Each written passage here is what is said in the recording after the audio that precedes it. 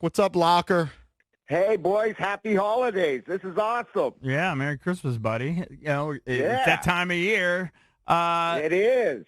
Let me ask you something. I was watching the other day, and it was jarring to me. But, I'm not there every game, but I'm watching, Right. and I see Ovi in the crease on the power play, and I'm like, is this new? What is going on? Like, I'm familiar with lacrosse, and that's where you put the little kid that can't do anything. You just throw him in a crease. You know what I mean? Like, what's going on?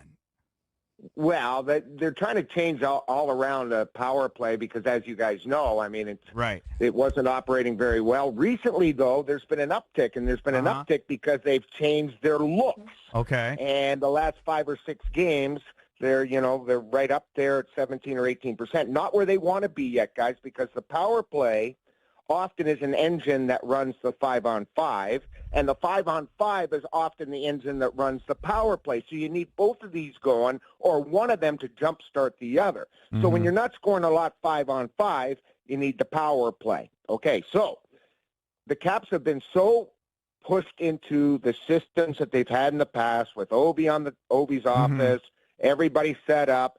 So what they're trying to do is give the penalty killing on the other team different looks.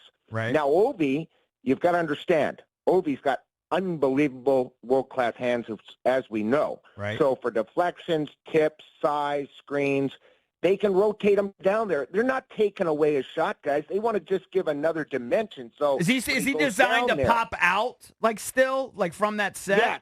Yeah. Absolutely. He can pop out into the high. They've been practicing where he pops out to the bumper position, which is usually TJ Oshie, or a right shot. They prefer the right shot there, which is Ovi and Wilson and Oshie. Those 3 guys play the bumper. So it's just different looks, guys, to try to get this power play going the way it should be. So Ovi so far has 1 power play goal in the season. He has 2 empty netters, and I guess that means 2 5-on-5. What is your honest assessment of Ovi? He's getting the shots. Everybody keeps telling us he's getting the shots. Has he slowed down? Has his shot slowed down? Why is he not scoring? I think it's that combination, but I would say this about his shot. Ovi's never going to lose his shot because I've seen that he hasn't been getting it in the wheelhouse as much. So is it the movement? Is it trying him to get set for his one-timer in the wheelhouse? It's definitely something going on here. Now, I look at it as a player, and when I was playing, when I was benched, it was like, you're not getting any opportunities. You're not doing the things you need to do to get those chances. You see, it's all about the process, right? If you're a goal scorer, you still got to get into the scoring areas. And if you're not getting into the scoring areas and you're bemoaning that fact, you're going to the coach and saying, hey, I'm not getting any looks. I'm not doing this. I can't get into the interior. I can't get my shot away in time. To me, I don't think that's a concern for Ovi because I look at the opportunities. Even the last 2 games, he, in his heyday last year and the years prior, would have scored 3 goals. So he's getting the chances. Unfortunately, they're not falling for him. His shot percentage is the lowest of his career. I mean, it's unreal that he's usually at 12%. So I think he's due then. I think he's due. Yes, exactly. And what I'm going to say is you put him in front of the net. One goes off his butt and gets past the goaltender. One goes off his leg. He deflects one in. All of a sudden now, the pressure on Ovi is minimal because now he knows he's going to get it going. And to me, for a goal scorer, the mentality has to be still follow the process of getting into position to score goals. If you guys were on here today and we were talking and Ovi hasn't had a chance in the last 10 games, that is a concern. But I'm not concerned. I still think he's going to score 20 to 30, even though at the start of the season I had said I thought he was going to score 42. I think the power play has really hurt his numbers. If he scores on the power play, as I mentioned moments ago, his 5-on-5 would be up too. And that's across the board on teams, guys. It's amazing how on the bench, momentum, how you're feeling as a player, how you're feeling that night. I remember I was skating around. It was Ken Houston back in the day. Him and I used to have an ongoing thing. And I used to say, I feel absolutely horrible. My legs can't go. And all of a sudden, I get my legs going. One goes off my butt. Now my legs are better. It's just the way it is. I mean, it's amazing to me. All of a sudden, now my legs are light, and they're not heavy like they were at the start of the game. And I used to go right to him. I'm feeling great, Kenny. How you feeling? Awful. So, I mean, it's just a matter of him getting one here, guys, to get him going. Talking to Craig Laughlin, the Locker color analyst for Monumental Sports Network. Just to give you the numbers, because you mentioned shooting percentage. Last year, Ovi was at 14.3%. The year before that, 15%. This year, it's 4.8%. Well, but I wanted to ask you about Dylan Strome, because we have Dylan Strome on the show every week, and we were getting really good dude, getting to know him. He's got 12 goals. He's the leading scorer. How good can he be? He's still a young guy. He's still a young guy, and anytime you're a first-round pick, you know, they always talk about patience with young players. I remember even last game I was talking about a kid that plays for Carolina, Natchez, and I said, look, earlier on we'd come into town, the first 3 years, everyone said, we got to get rid of him, we got to trade him, we got to do this, we got to do that.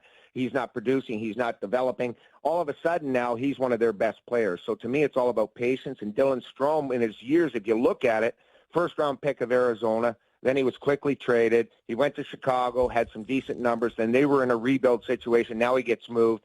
That is the steal of the century. He is highly skilled. He's always played with high-level players. In juniors, he was right up there with McDavid on his line, and DeBrincat. That was a junior line, which is unbelievable, and they were fantastic. So now you know he's got the hockey IQ to play with high-level players. So he comes to Washington, and now he's had a different role. Now instead of third line or fourth line and some of the things he played before, now he's first or second center every night. And right now, first line center. I think Dylan has a high-end cap for his offense. He can be a 70-point guy. He can be a 75-point guy. He can be a 30-goal guy and a lot of assists. His hockey IQ sets him apart. And this year, he's got a different mentality. He's never shot like this. He always, you know, he would be a pass guy first and then shoot second. Now he's sort of changed that around, and he's been a shoot-first guy, and he has been definitely one of the stars at the start of this season for this team. For where they are, without Dylan Strome, I'm not sure they'd be here, right in the hunt for the Metropolitan Division. Are you worried about Kuemper, because Lindgren has played much better than him so far this season? I'm not worried about Kuemper because, guys, you know, goalies go through stages, right? You can go over the years. You know, remember, wasn't it Grubauer that started in place of Holtby? Wasn't it this and that? You look at the history, guys. You need two goaltenders. Back in the day, we had Riggins and we had Jensen, and they shared. I think now in this day and age, because of the back-to-backs work coming into 3 and 4, you need your both goaltenders going. And I think the question's brought up because Lindgren played 2 of the last 3. He's been, you know, hot as can be, you know, but combined, they are just one regulation loss the last 6, these two guys, with a .930 save percentage. That is unbelievable. So to me, the coach talks about, Carberry always talks about, we're going to have competition among everybody. Well, there's a goalie competition, and that's not bad. And again, this weekend, we're running into 3 and 4. Somebody's going to get 2, and someone's going to get 1. It's just the way it is.